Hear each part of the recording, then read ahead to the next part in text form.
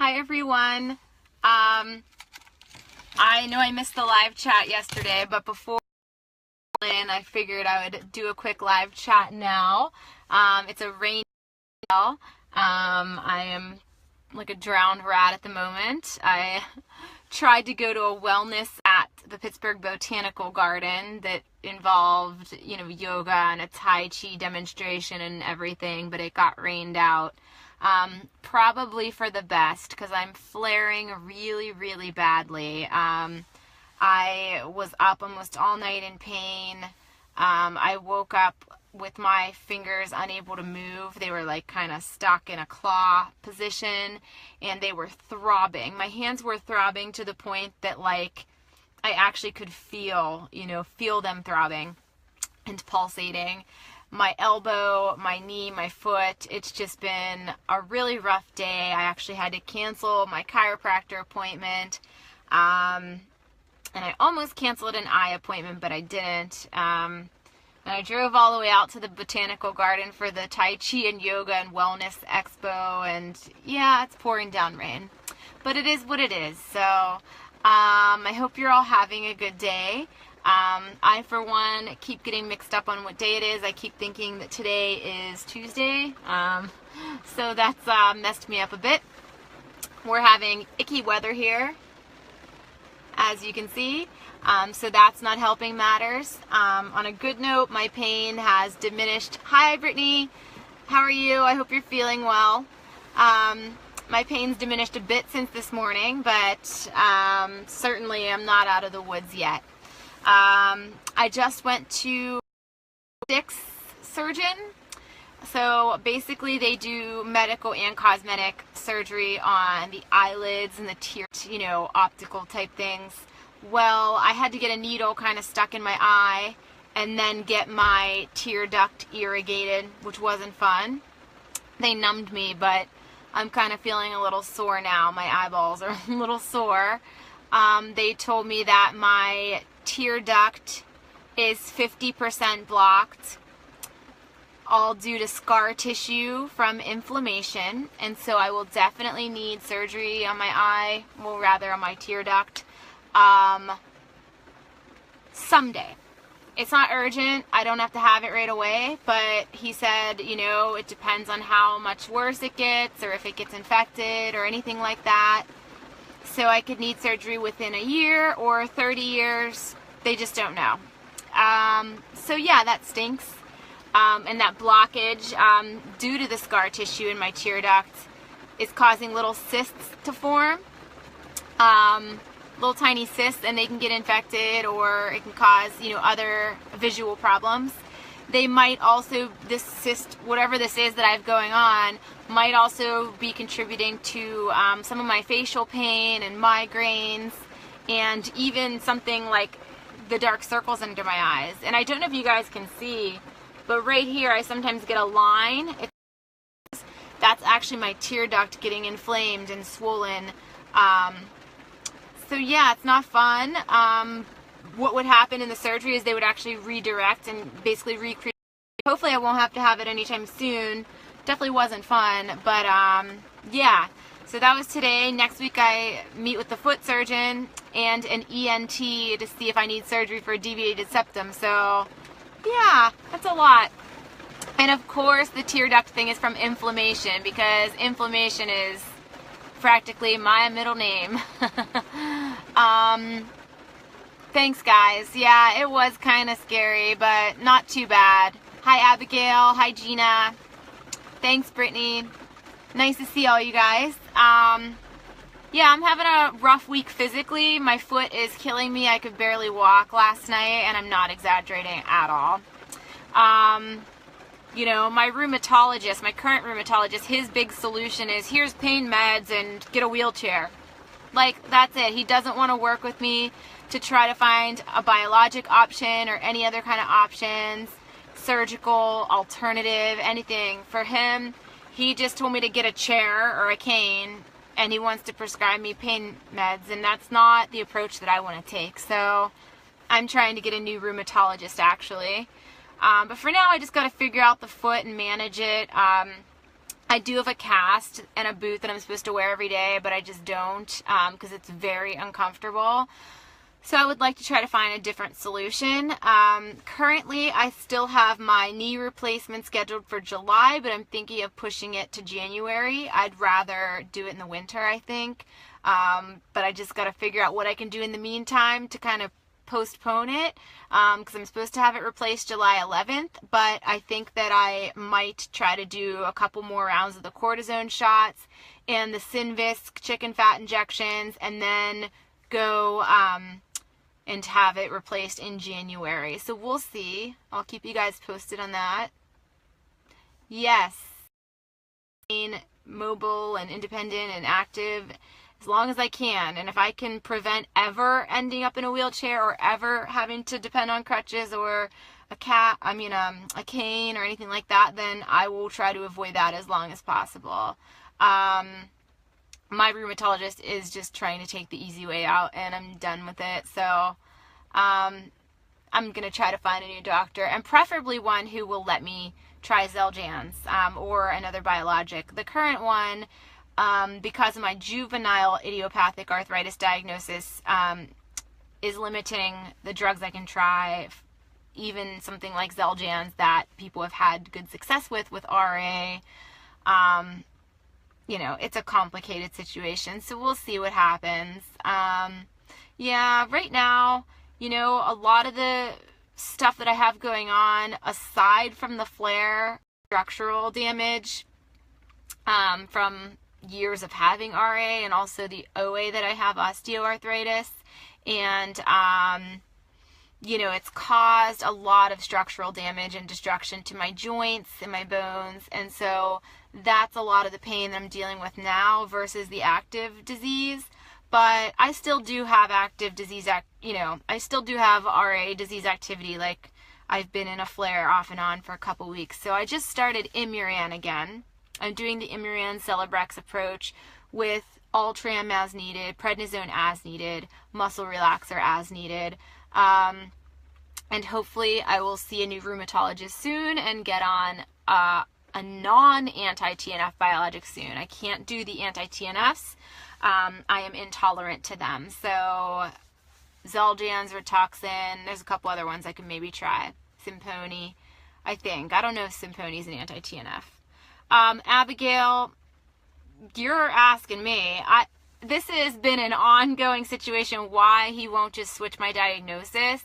The last time I talked to him, he said he would feel like he's lying because my diagnosis technically is juvenile rheumatoid arthritis, which later became known as juvenile idiopathic arthritis.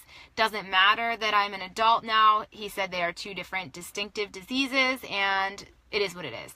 Which, I get it, but I feel like the drugs that are used to treat adult onset RA and JIA are often the same and overlap.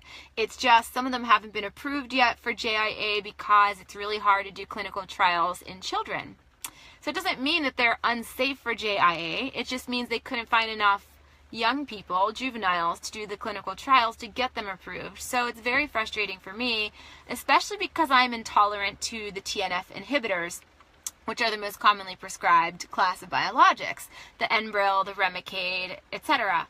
Those are the ones approved for juvenile arthritis, and I can't take them. So he's putting me between a rock and a hard place, and it's one of many reasons that I'm looking to switch rheumatologists, but it is still a really hard decision because he's been my doctor since I was in middle school. So, it sucks, but it is what it is. We'll see. So guys, I wanted to tell you about a giveaway and some other things I have going on. First of all, thank you to everyone who voted for me in the Empowering Women Awards. I was nominated for an Empowering Women in Business Award, and I was one of the winners. So I am one of the 10 finalists. I am one of the winners, and I'm very excited. I have a banquet on Friday to celebrate and be recognized, and part of that is in thanks to all of you, so thank you very much. I really, really appreciate it, because when you get older and life goes on, you start to see who supports you and who doesn't, and so I'm very, very appreciative of everyone that supports me. So thank you very much. Thank you, Brittany. You're so sweet. I hope you're doing okay, girl.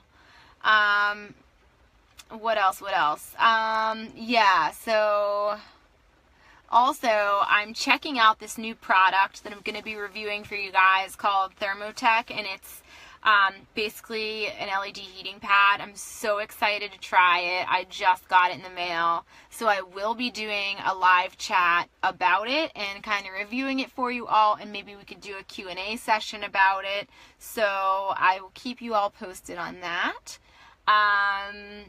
What else? Still working with the autoimmune registry, still looking for people to sign up and join the registry and to donate to our cause. We have some fun things coming up with that.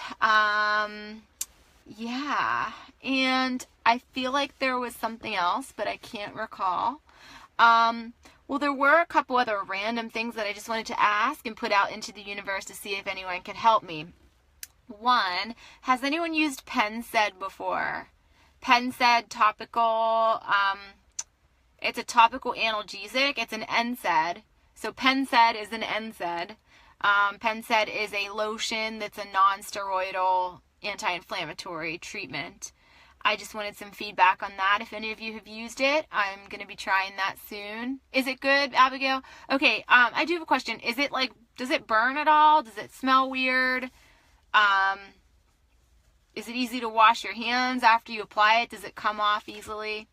I guess those are my questions about Pennsaid. My doctor just gave me a huge sample size bottle of it. 2 of them actually. So, you know, he does do nice things sometimes. Oh, good. Okay, thank you for that info. Well, the other 2 questions are, 1, do any of you have a tarsal coalition in your foot? A tarsal coalition. I'm looking to talk to somebody who has had a tarsal coalition, and especially if you've had surgery to repair that. It's not common, so I don't expect that many of you will have it, but I do, and I'm curious to talk to someone that has had it. Anyone with a tarsal coalition? Inbox me. The other condition I wanted to ask about, do any of you have bullseye maculopathy? Bullseye maculopathy is a condition that causes blind spots in your peripheral vision. It's like a ring or a halo or a bullseye effect in your macula. I mean, I can still drive. It doesn't cause me huge problems, but I do have it. It's caused usually by Plaquenil use, so that's why I have it, from using Plaquenil as a kid. And I also had some questions if any of you have bullseye maculopathy. I wanted to talk about, you know, if it's affected your vision at all as you got older. I wanted to see if any of you were candidates for the LASIK eye surgery. So, yeah, if any of you have either a tarsal coalition or bullseye maculopathy, please let me know. I have both of these weird things, and I have yet to find someone else to talk to who has had them, so I'd appreciate it. Abigail, thanks for the info on the Pennsaid. I'm going to go home. Well, I am home, but I'm going to go in my house and slather it on my hurting joints and muscles, of which there are many today. Yeah, so I don't really have that much else to talk about. So I'd like to take questions. If any of you have any questions, yeah, leave them. Let me know. In the meantime, I'll just ramble until I get some questions. Let's see. So, not much is new. I am continuing my little hobbies.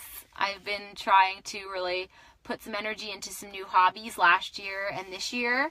I think that focusing on things other than your illness and focusing on things you still can do is a really positive thing. So last year I tried to teach myself how to play the ukulele. It was harder than I thought, especially given my RA and my fingers, but I'm still working on it. I also took up astronomy and bird watching sounds. I'm really into the whole birding thing. I love it. I can do, because I can't exercise as much as I used to. I used to be really into like Zumba and all that stuff. I can't do it right now. Long ago I used to play sports, can't do it. you know, there are just certain things that I would love to be able to do that I can't, and so I'm trying to find some other hobbies that I still can do. So I'm such a dork. I got 2 different types of binoculars for bird watching. I got all my bird feeders and stuff like that. Yeah, that's awesome, Abigail. I just got, I have 2 field guides, both by David Sibley, or Sibley, however you pronounce his name. One is the Birds of the East, and then one's a little journal, or diary, a field guide to track all the birds that you see. So yeah, I haven't been able to use my telescope a lot because a lot of the nights have been cloudy, and then it seems like all the nights that it's nice and clear and I could go out and use it, I am not feeling well. But it is a little frustrating because some of my eye issues make those particular hobbies a little difficult. People don't realize how, you know, it does take some getting used to use binoculars or a telescope. And if you have some eye issues like I do, it's not always comfortable or easy, and so I'm trying to just adapt and figure that out. I got a nice camera too that I'm trying to figure out how to work that. I'm not exactly a photography pro, so I'm teaching myself that as well. And I have been looking into the LASIK because I do have these hobbies that I need my eyeballs working and functioning, but I think the bullseye maculopathy and possibly this tear duct situation and some of the other probably from being a candidate, so that stinks. So I try not to get too down about that stuff. You know, it's easy to do that. It's easy to start thinking like about things you really want to do that you can't do anymore. Like last night I was watching these these dancers, like at the Millennium Dance Company and Wildebeest and all these awesome hip hop choreographers, and like I got so bummed. Not that I ever was like a great dancer, but I used to take Zumba classes and hip hop. I so wish that I still could do that stuff. Unfortunately I can't, and I got kind of bummed about it, and I get kind of bummed when I see the camaraderie of everyone at my husband's gym where he works and teaches and works out. They all have such a tight bond, and they all exercise together and do mud runs and these obstacle races and things like that, and I can't ever do it, or do like a marathon. My brother and his wife run half marathons together. I wish I could do that. You know, I really want to take those pure barre classes. It's just too much for me. So it is easy to fall into that trap of comparing yourself to others and feeling sad about what you can't do or the things illness has taken from you. But I've tried to like find other things to replace those things. So I took up the bird watching, I took up the astronomy, I'm trying to learn ukulele, I'm trying to learn photography, and I read a lot, and I love art and music and books and all those types of things, TV, movies, fashion, my pets. So I'm trying to focus on all that and focus on the good, focus on my charity work and my volunteer work and kind of giving back, and not dwell on the fact that these illnesses have like derailed my life in so many ways. And I can say that with a smile on my face because you gotta joke about it sometimes. You have to have a sense of humor about it, otherwise you'll go mad, you know. And in a post I said last night, like, being sick and being in pain has taken a lot from me. Some things people know about, some things people don't know about, but I've also gained some things. I've gained a lot of empathy and compassion and understanding and sympathy for other people. And it has broadened my perspective a lot and made me